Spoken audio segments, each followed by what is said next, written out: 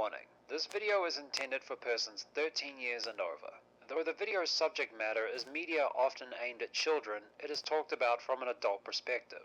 Thus it may contain language and themes unsuitable for younger audiences.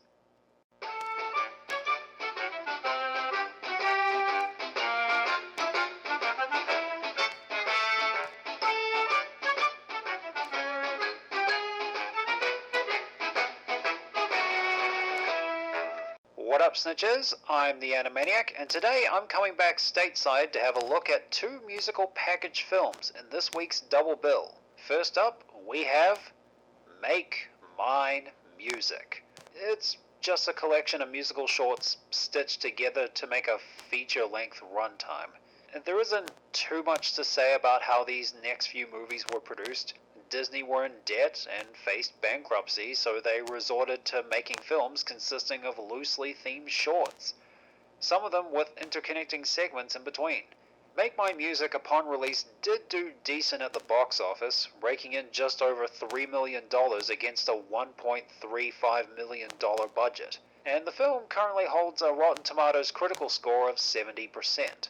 Though it was never reissued like so many other Disney films, the shorts were separated to be re-released before other movies, and to even be aired on television as part of shows like The Wonderful World of Disney. Much like Saludos Amigos, I'm going to talk about each cartoon in these movies individually, instead of talking about the movie in an overall sense. Let's begin. The Martins and the Coys is about a family feud living on after the majority of the warring families have died. The souls of these families, who confusingly go to heaven despite fighting over stolen chicken eggs, look down on the soul survivors, expecting them to carry on this noble battle, only for the two to fall in love.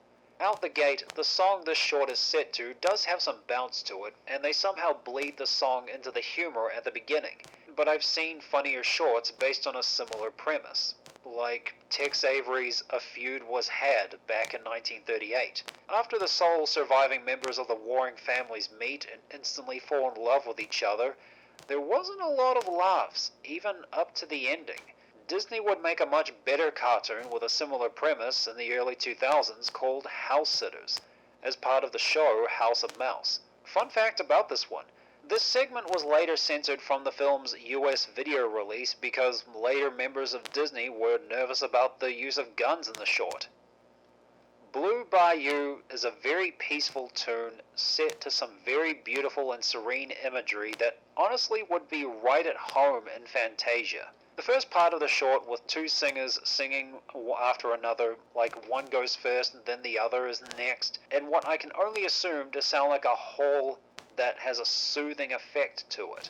Even with every part of the background being slightly differing shades of blue, it makes the fade transitions feel seamless. Then our attention is brought onto this white crane who easily stands out against these backgrounds. But then what I assume is the rest of the Ken Darby singers comes in. It does throw off the mood of the short a little. Fun fact about this short, the music piece from Sweet Burger Mask, Claire de Lune by Claude Debussy was supposed to play over the short, but for some reason it was replaced with Blue Bayou by the Ken Darby singers. You can still find a version of this short with the original song somewhere on YouTube. All the Cats Join In is a fun jazz tune, but the singers don't sound as passionate as what you'd expect a typical jazz vocalist to be. The design of the teenagers remind me of Ed Benedict's work with Hanna-Barbera in the early 1960s. It made me wonder if he had a hand in the character designs for this short. The first section, where a girl gets a call from a boy to come down to dance to music, has a few funny moments involving the girl's little sister. But when everyone heads down to the malt shop to party, it's the most gags I've seen in a Disney cartoon so far. At the bar, on the dance floor, and even in the creation of a new girl who gets the attention of a boy, only to shun her because her butt is too big. Give it 50 years. The fat bottom girls will have their time. Apparently in this one there was some nudity that had been edited out of the home media releases. They must be talking about the first section with the girl getting ready to go out. I'm kinda glad they gave it the Jessica Rabbit Commando style axe. After Big Mouth, I think I've had my fill of underage nudity. Without You is a very mournful tune about lost love. This is probably the one time during this movie where I feel disconnected because of its age. I'm aware this came out during a time when big band music was a huge thing, but I get that kind of pain much better when I listen to Stained and Linkin Park's more melancholic tracks. So when I hear this guy spill his guts out, his delivery is what loses me. The visuals, on the other hand, are about on par with Blue Bayou. Excellent stuff. Casey at the bat tells the tale of an arrogant baseball player who's very popular with the ladies. The narration during the scene at the game wasn't what I expected, yet the cartoon makes up for it with the chaos on the field before Casey comes up to bat being a funny touch. Again, I've seen other companies make baseball cartoons funnier than this, but the ending did throw me off as to how Casey would meet his end. I'll save that for when you guys decide to watch it. And apparently Disney thought it was so good they needed to make a sequel to it in 1954. Moving on. Two Silhouettes focuses on two rotoscoped live-action ballet dancers as silhouettes against animated backgrounds. Donna Shore blends in perfectly with the romantic atmosphere of the short, while the silhouettes of two people danced against a green-screened background. I would be impressed by the fact that the silhouettes are rotoscoped, but unlike Snow White and Pinocchio, they're just painted in one color for a time and then switch over to another one later in the short. Peter and the Wolf is a dramatization of Sergei Prokofiev's music piece of the same name about a boy hunting a wolf. One thing about this short that bothers me is the narrator, whose voice reminds me of Winnie the Pooh. I think the audience can follow the story just fine through what they can see and are smart enough to pick on what instrument represents which character. Those two elements hamper what should be a thrilling and occasionally funny story. Said wolf does look menacing in his first appearance, and when Peter and his friends finally come across him in the woods, at least. After You've Gone has a group of instruments parading through a musical background. I was expecting this short to be another one about loss, but as I continued to watch, I gathered that the short the music was playing over is meant to be like what kids do when grown-ups aren't around. Nice. The instruments having fun is itself fun to watch. Johnny Fedora and Alice Bluebonnet tells the story of two department store hats falling in love. Earlier this year, I was watching every single episode of a show from the 90s inspired by these kinds of cartoons, and on the very rare occasion I saw an episode about two species falling in love and doing whatever they can to be together. And I loved every second of them. And it's the same thing with the story of Johnny Fedora and Alice Bluebonnet and their quest to reunite. Except this one is accompanied by the Andrews sisters' lovely singing.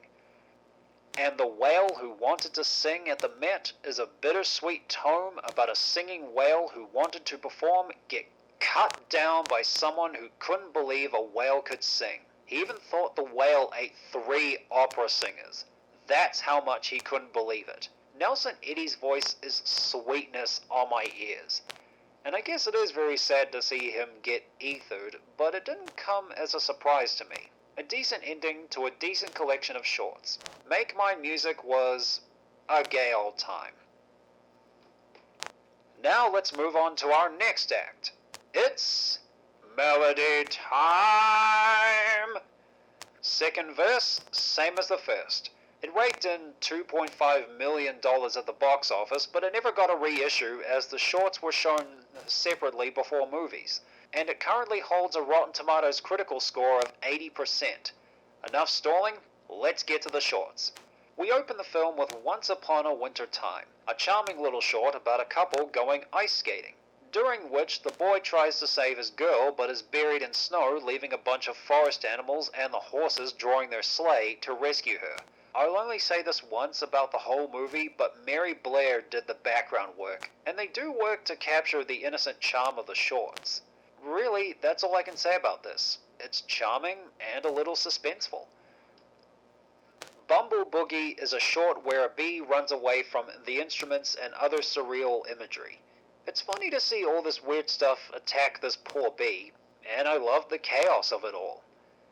The Legend of Johnny Appleseed is a telling of John Chapman's journey through America's Midwest, planting apple trees and somehow bringing people together. Johnny can sing a really nice tune, and all the dialogue and narration in this short rhymes. This one left a smile on my face.